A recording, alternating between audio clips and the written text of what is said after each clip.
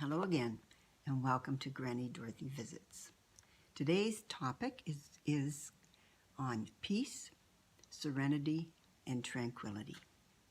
So I've chosen from 4 little books today. So from Everyday Wisdom, just little tidbits that he has, Wayne Dyer's, which are awesome.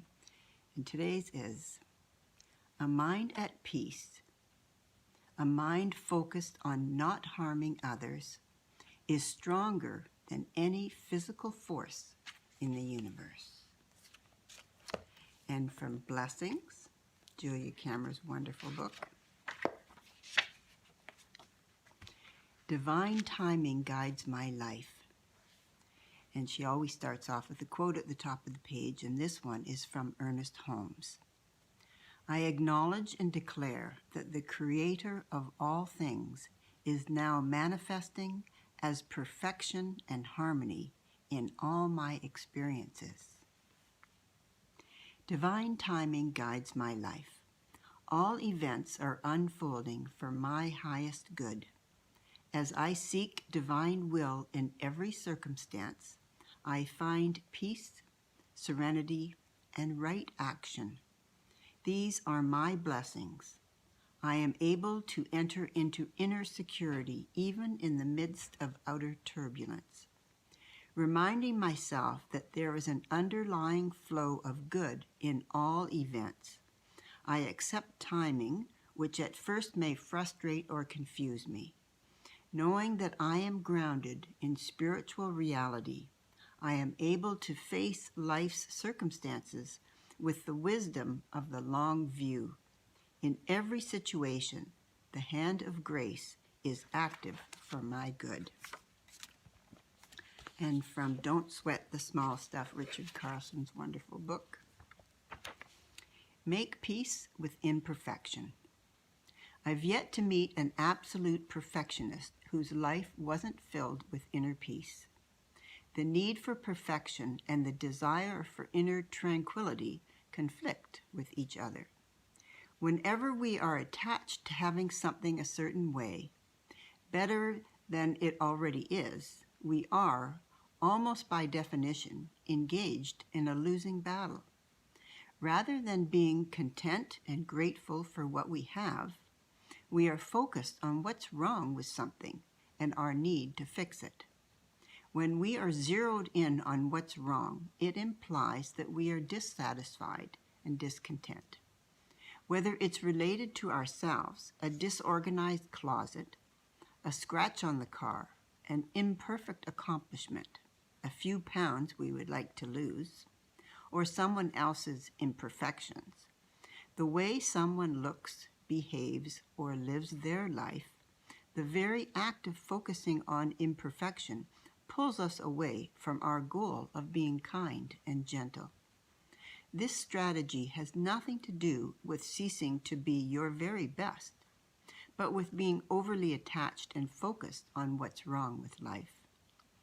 It's about realizing that while there's always a better way to do something, this doesn't mean that you can't enjoy and appreciate the way things already are.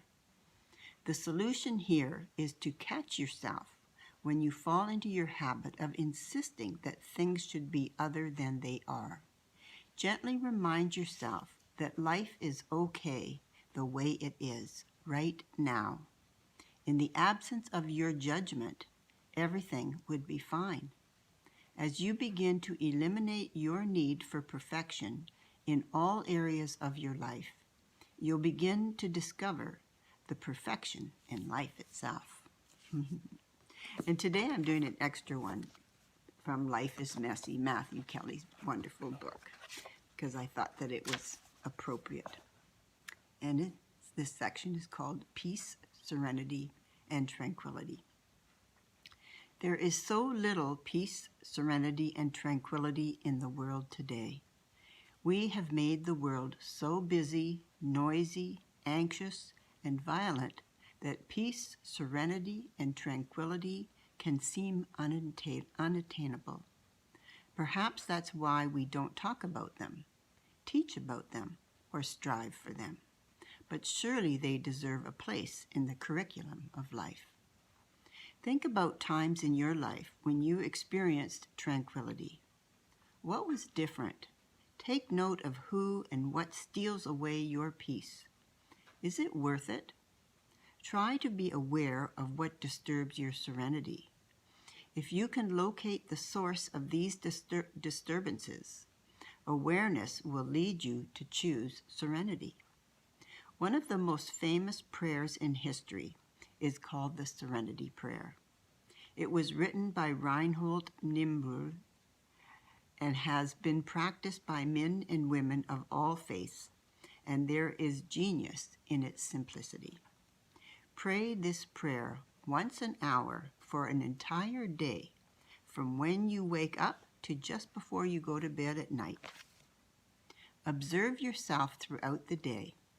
Before you go to sleep that night, reflect on how praying for 30 seconds each hour changed the way you experienced life that day. You will be amazed. Here's the prayer. God, grant me the serenity to accept the things I cannot change, the courage to change the things I can, and the wisdom to know the difference. Amen. Begin to build a life that is conducive to peace, serenity, and tranquility. Make choices that invite peace into your life. Words have power. There were certain words and phrases that my parents wouldn't tolerate in our home when we were growing up. There was a long list. Idiot was one. Shut up was another. And of course, the F word. If one of these words or phrases was used, the person would be sanctioned. But there was always an explanation. Reason was given for why we didn't use those words and phrases. Quote, "Your father and I are not raising idiots." I can still hear my mother saying, as I was a child, I was always surprised how harsh the penalty was for telling someone to shut up. My parents explained repeatedly that it was exceedingly disrespectful to deny a person their voice in any situation. I remember the first time one of my brothers used the F word. I will never forget what my father said to my brother. That's an angry word, isn't it? If you use angry words, you will become an angry man. I love you too much for that. It's okay to get angry. We all get angry from time to time. But learn to express your anger in healthy and constructive ways. Words like that don't mean anything, so it is impossible for anyone to understand your anger. Some words are angry, others are harsh. Some are firm, others are weak or neutral. These three words are beautiful: peace, serenity, and tranquility. Say them quietly aloud over and over for 2 minutes. Take note of how these words make you feel. You will be amazed how just saying these beautiful words invites them into the depths of your being. Invite peace, serenity, and tranquility into your life. So nice, eh? And that's what I wish for you: peace, tranquility, serenity, and having a wonderful day. And I send you my love. Until next Monday. Bye.